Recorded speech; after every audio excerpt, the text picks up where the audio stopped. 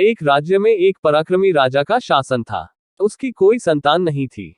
ढलती उम्र के कारण राज्य के भावी उत्तराधिकारी को लेकर वह अत्यंत चिंतित था। अनेक वैद्यों को दिखाने के बाद भी वह संतान सुख से वंचित ही रहा। अंततः उसने राज्य के ही किसी योग्य नवयुवक को राज्य की बागडोर सौंप देने का निश्चय किया। भावी उत्तराधिकारी के चयन हेतु उसने योग्यता परीक्षण का आयोजन किया। इस हेतु एक शानदार महल का निर्माण करवाया गया। महल के दरवाजे पर गणित का एक समीकरण अंकित कर पूरे राज्य में घोषणा कर दी गई कि राज्य के सभी नवयुवक महल का दरवाजा खोलने आमंत्रित हैं।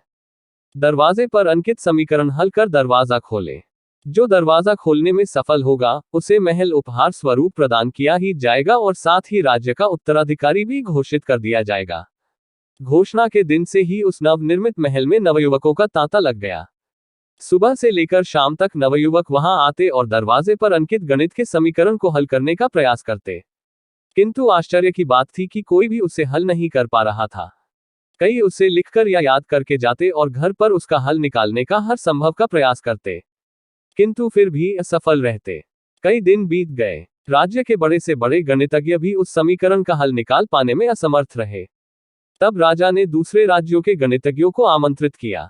दूसरे राज्य के गणितज्ञ आए और गणित का वह समीकरण हल करने लगे। जैसे जैसे दिन ढलता गया, एक एक करके गणितज्ञ वहां से जाते गए। अंत में मात्र 3 लोग शेष बचे। उनमें से 2 दूसरे राज्य के गणितज्ञ थे, किंतु तीसरा गांव का एक साधारण सा युवक था।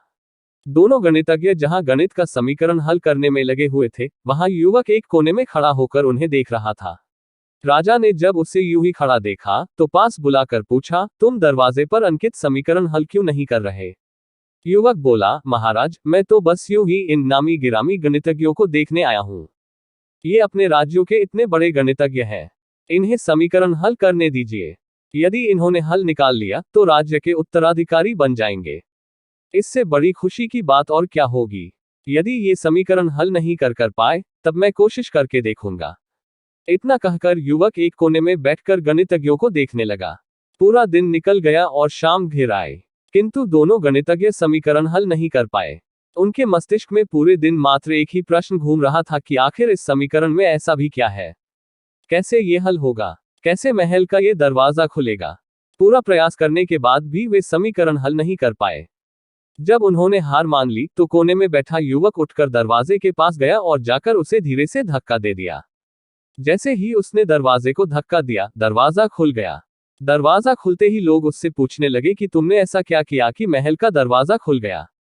युवक बोला, जब मैं बैठकर सबको गणित का समीकरण हल करते देख रहा था तो मेरे दिमाग में विचार आया कि हो सकता है कि दरवाजा खोलने का कोई समीकरण ही न हो। इसलिए मैं गया और सबसे पहले जाकर दरवाजे को धक्का दे दिया।